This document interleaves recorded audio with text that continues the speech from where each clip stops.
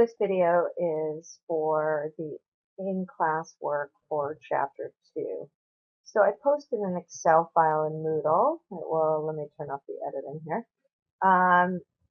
So you should be able to see the Excel file under today's class date 1/3/14, and it says under the videos, it says in-class Chapter 2 setup. Just click that link and open that Excel file. I've already typed it in there. And these problems are listed in your book in case you were wondering. So we're going to start with example 2-3.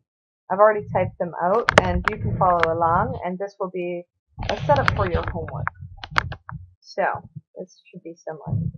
Coffee Express operations. This is exercise 2-3.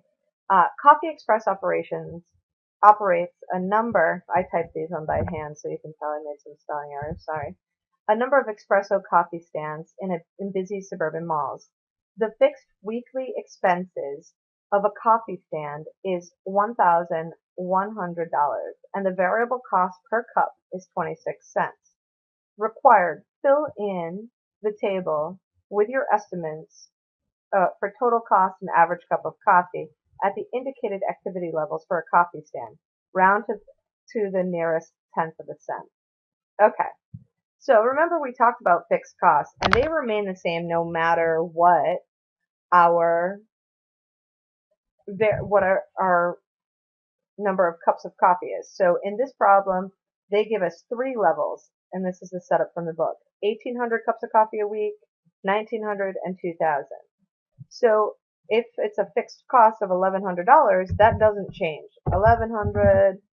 So no matter what, our fixed cost will be 1,100, 1,100. So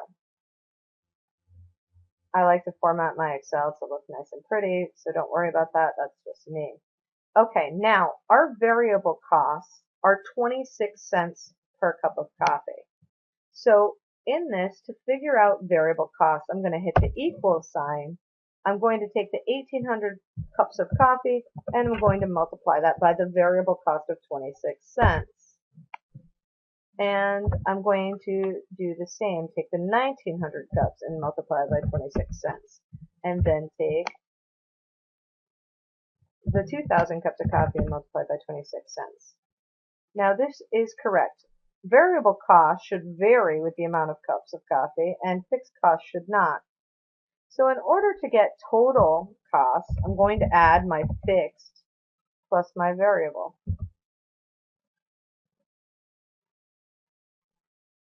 So all I did was sum that. So equals sum of fixed plus variable and equals sum. So if we sold 1,800 cups of coffee for the week, it would cost $1,568. Or if we sold 19, it would be $1,594 and then $1,620. Now, let's talk about the average cost per cup. The way we're going to calculate this is total cost divided by number of cups.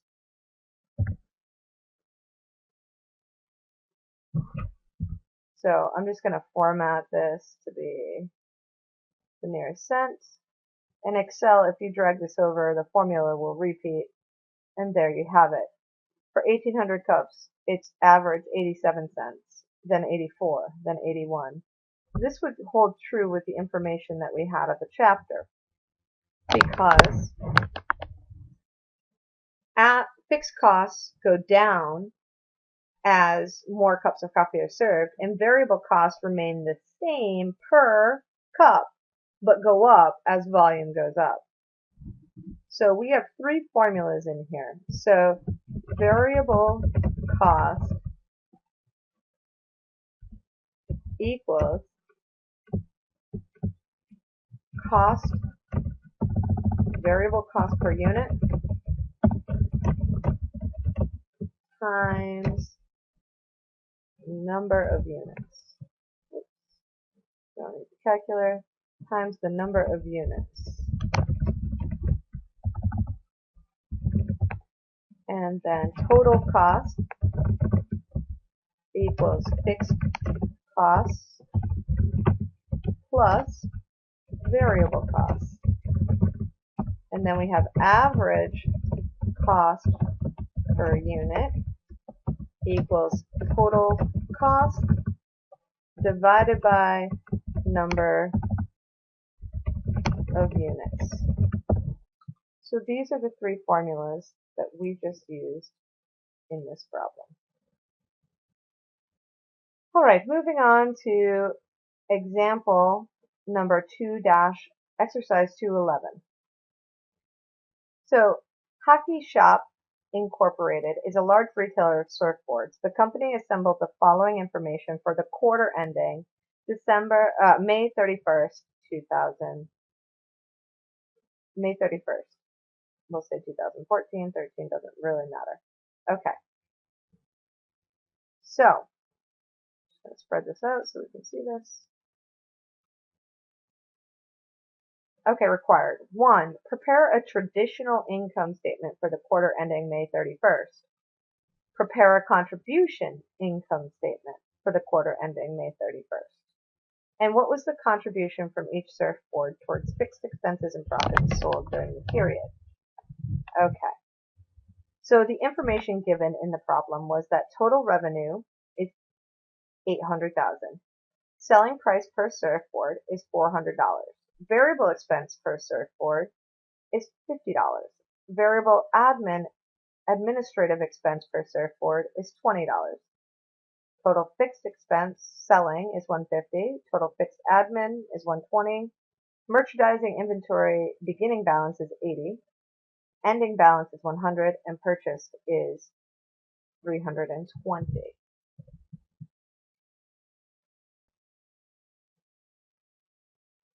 Okay, so let's start here. So this was the given information. So step 1, you would actually want to calculate.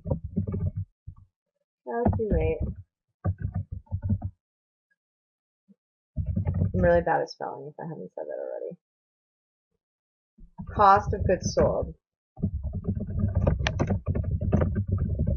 Now you got to think back. You just did intermediate. So it is beginning inventory, which we have here. That's step 1. We're going to take beginning inventory. I'm just going to copy it literally so I can save myself the typing. And my beginning inventory was $80,000 plus purchases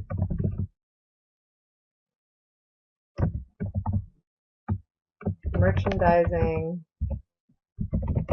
inventory purchased. So it's beginning inventory plus purchases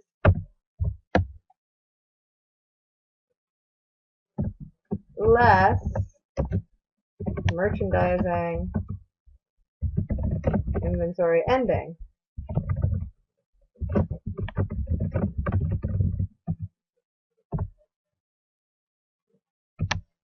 So cost of goods sold equals beginning inventory plus purchases minus ending inventory, or $300,000.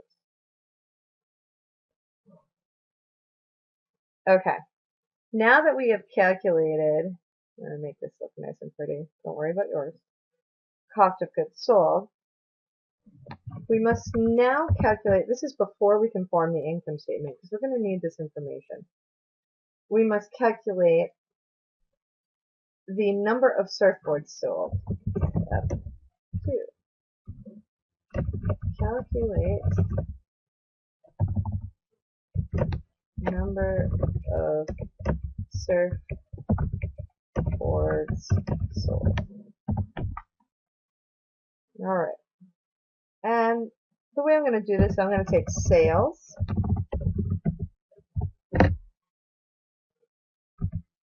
or total revenue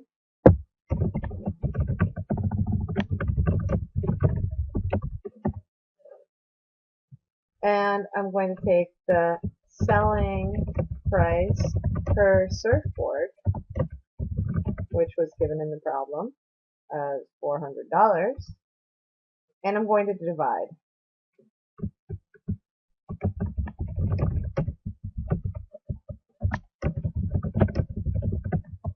Equals this, 800,000 divided by 400, or, and it's not dollars, it's 2,000 surfboards.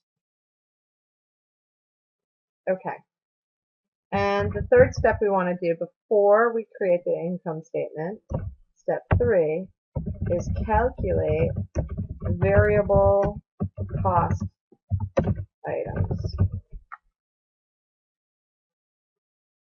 Alright, so variable selling expense per surfboard. And this came directly from the problem up top. Variable selling expense per surfboard was $50.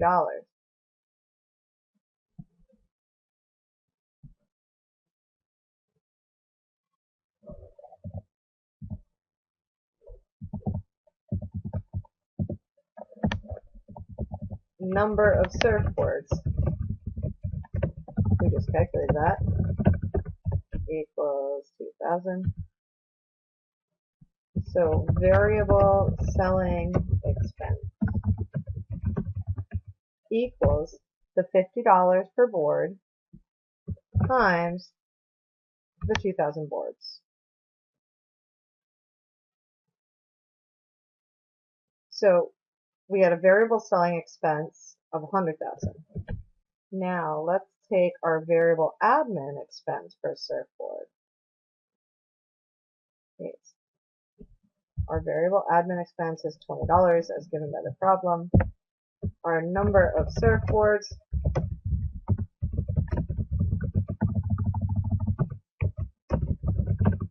equals 2,000.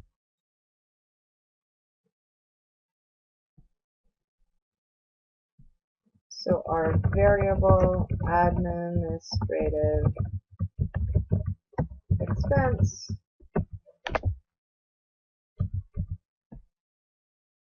equals the $20 times the 40,000. The 2,000 surfboards, so that's 40,000. Total variable expenses equals 100 plus 40. All right. Step 4. Create traditional income statement. So this is what you've seen in the past, a traditional income statement. So we're going to take total revenue, or so it's going to be Happy Shop Inc. Income statement for quarter ending May 31st, 2013. May 31st, 2013. Okay. This should look familiar. So we're going to have sales equals 800,000. Cost of goods sold. We already calculated that, correct? Equals 300,000.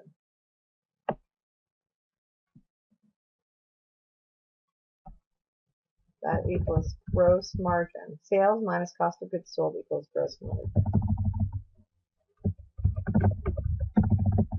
Gross margin equals minus cost of goods sold. So then we have selling and admin expenses.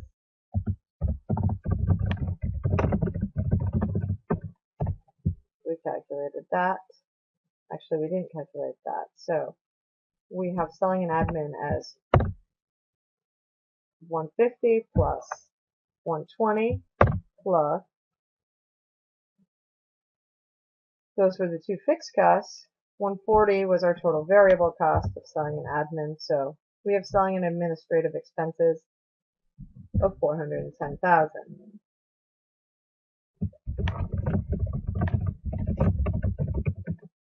In order to get our net operating income, we take our gross margin minus selling and admin, and we get to $90,000. Now, step 5, create a contribution income statement.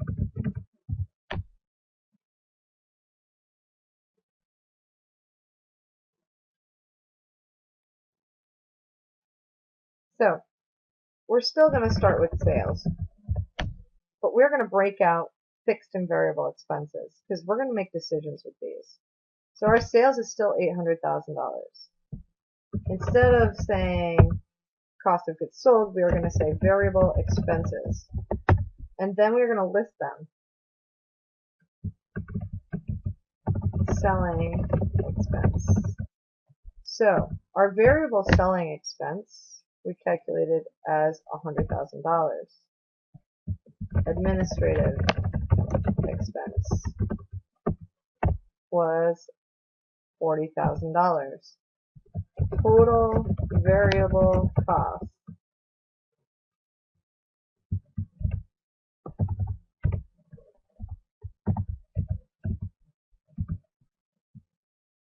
I don't just have selling and admin. I forgot a very important part, and that's cost of goods sold. And our cost of goods sold remains the same. We calculated it up here of $300,000. So I have, this is cost of goods sold would be direct material, labor, those good things. So I have cost of goods sold, then I have variable selling expense and variable administrative expense for a total variable cost of, I'm going to add these up, all the ones under variable costs, $440,000.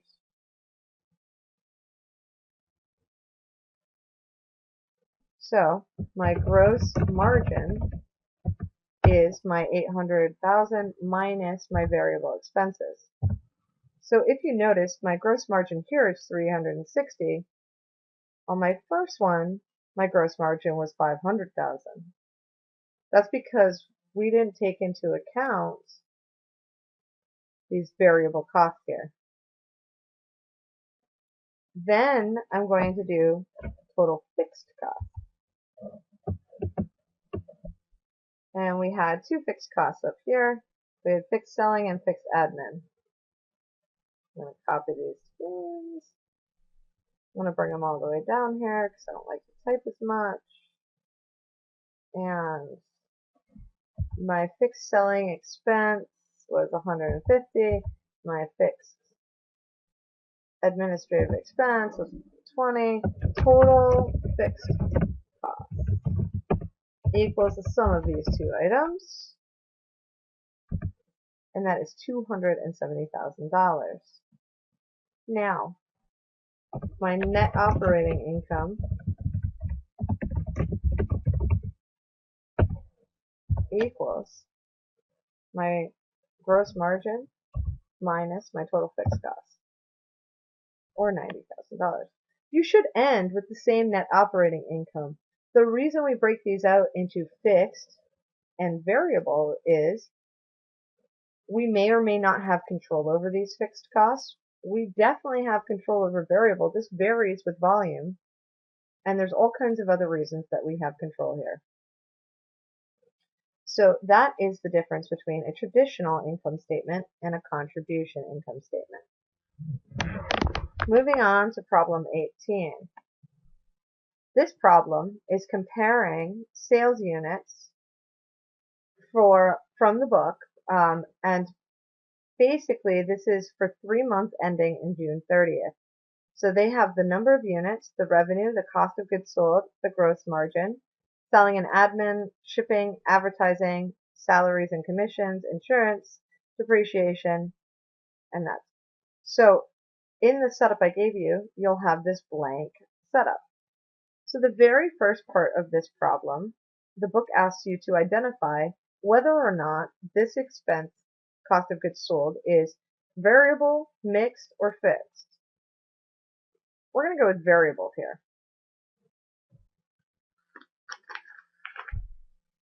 All right, so next, is shipping expense variable, mixed, or fixed?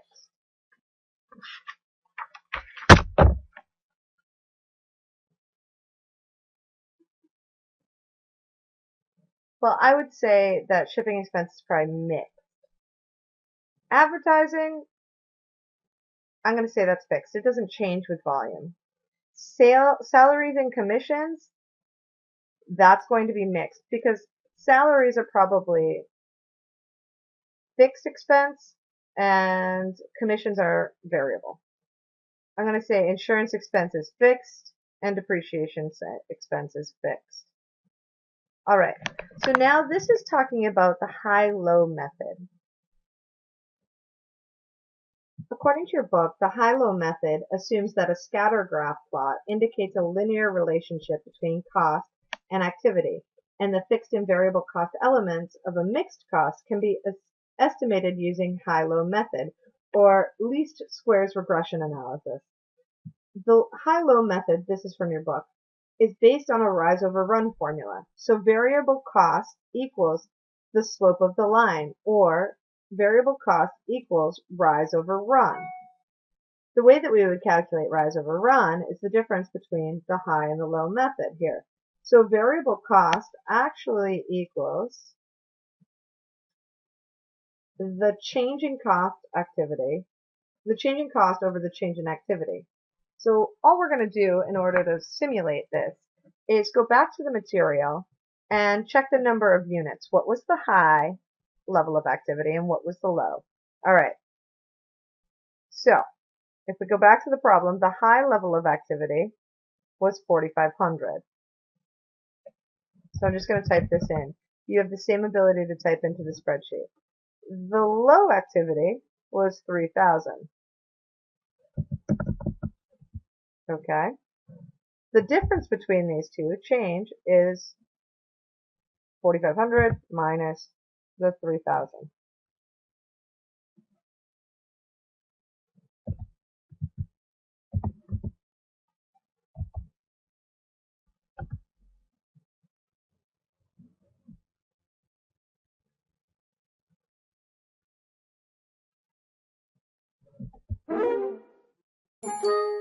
Did not like my formula. So let me fix this here. I think it's just a spacing issue in my Excel, but I'm not really sure. Seems to be like locked.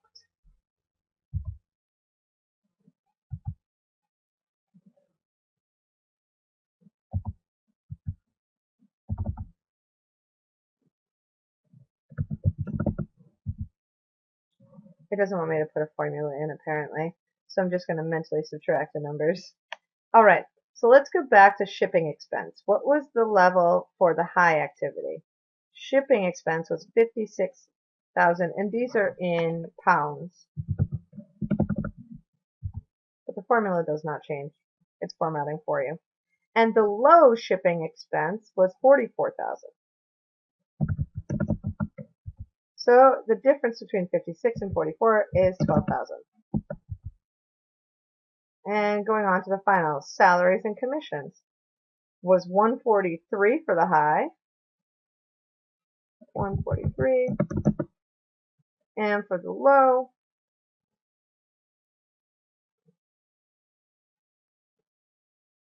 salaries and commissions 107, 107. So the difference is 36,000. And lovely, this fill-in spreadsheet tells you if you're correct or not. So now the change in cost. So the shipping expense was 5,600. The change in shipping expense, was 12,000. the change in salaries and commissions was 36,000. The change in activity for shipping expense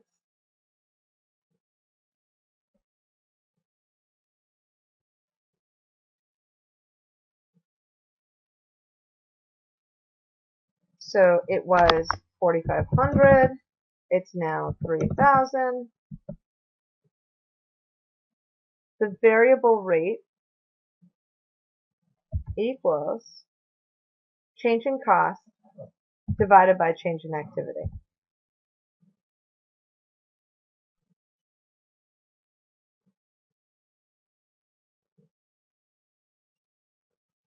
Hold on one second. I'm sorry. So I shouldn't have put the 4,500 and the 3,000. The change in shipping in activity is the same for both shipping and expense and salaries and commissions. It's 1,500. That is the change we calculated right here. So all I did was take these numbers, change in shipping expense, change in activity is the same, and change in salary and commission. So I'm going to divide the change in cost by the change in activity. And now I've done this right. So change in cost divided by the change in activity. And we are correct. So now we should be able to figure out the fixed cost element by already making these calculations. So what was the cost at the high level of activity? Well, the cost for shipping expense was 5,600. We already know that the cost for shipping expense is a variable rate of $8. And if at the high we had 4,500 units, so we're going to take 4,500 times the 8 that we calculated here.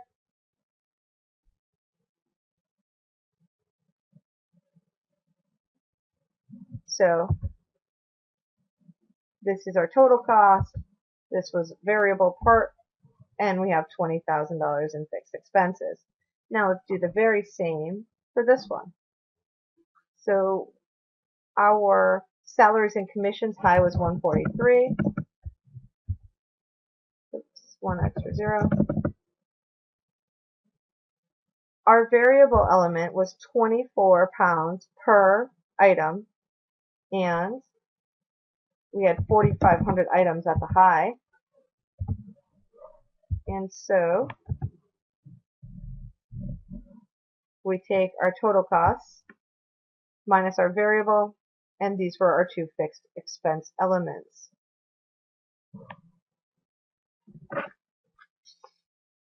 So now the formula for calculating shipping expense is Y equals 20,000, and it's pounds, plus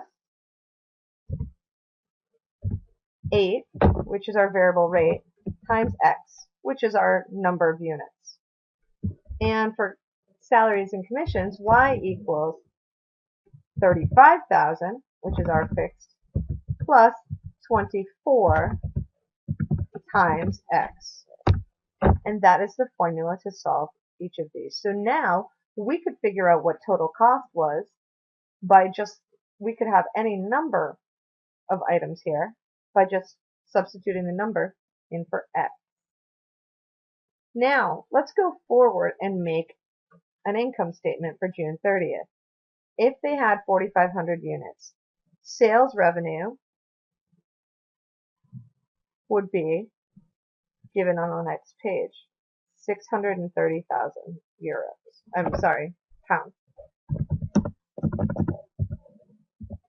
Variable costs. So, our variable costs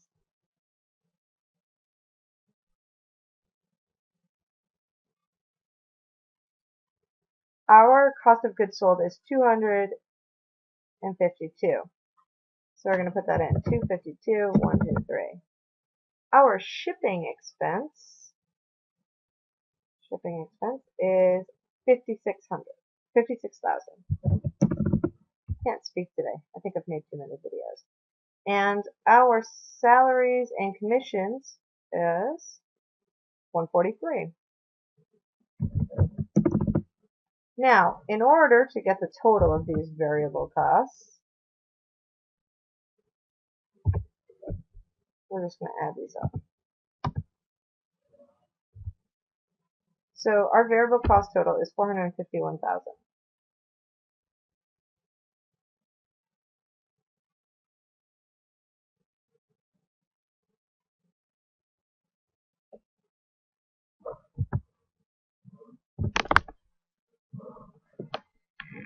Now, I don't think that this answer is right, and here's why. And this is a common mistake that I see the students make all the time. They flip back to this page, even though they already calculated the variable cost element of these items.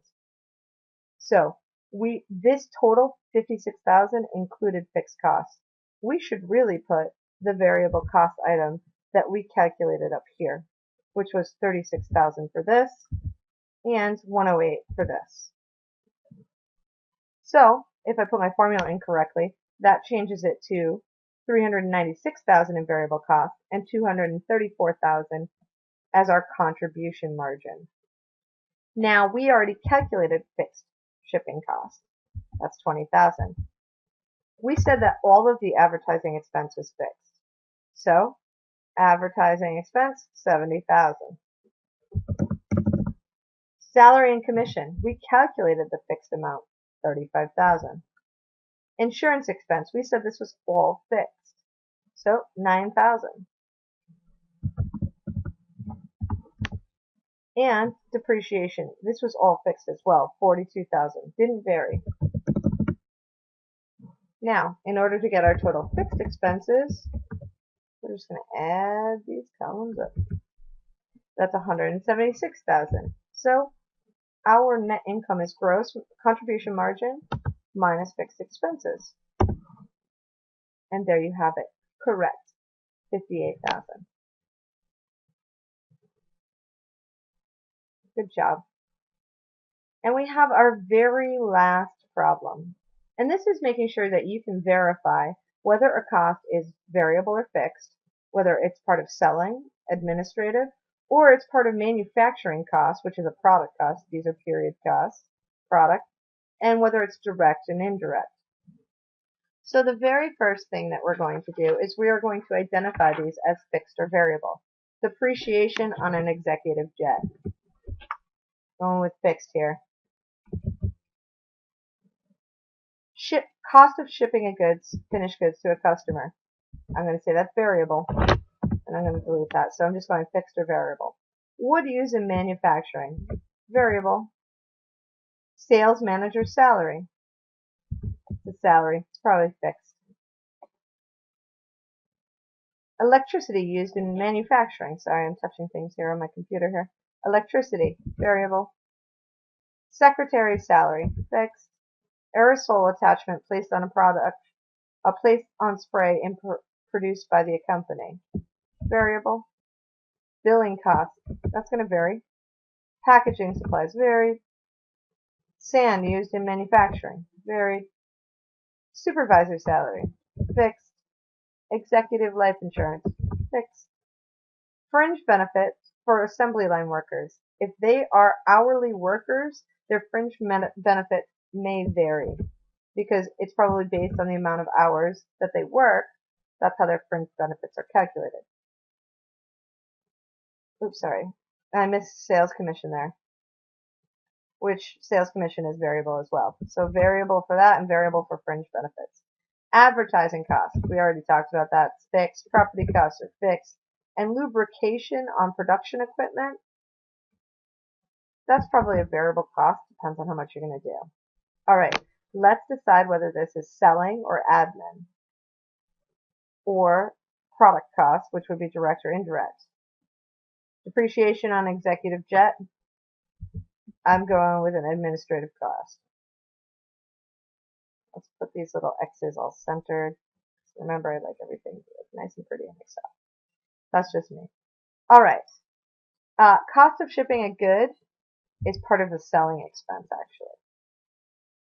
Wood used in manufacturing. Gosh, I can't keep this straight here. The wood used in manufacturing is actually a product cost and it is direct. Sales manager salary, part of selling. Electricity used in manufacturing. We can't really trace the electricity to each individual item, but so therefore it would be an indirect manufacturing cost. The secretary to the president, administrative. Aerosol spray, that's going to be a direct product cost. Billing costs. Billing costs are selling costs. Packaging supplies for shipping products overseas. That's also a cost of selling. Sand used in manufacturing concrete. That's a direct product cost. Supervisor's salary for the factory. I'm going with indirect because we can't put it to a direct product. Executive life insurance. Admin.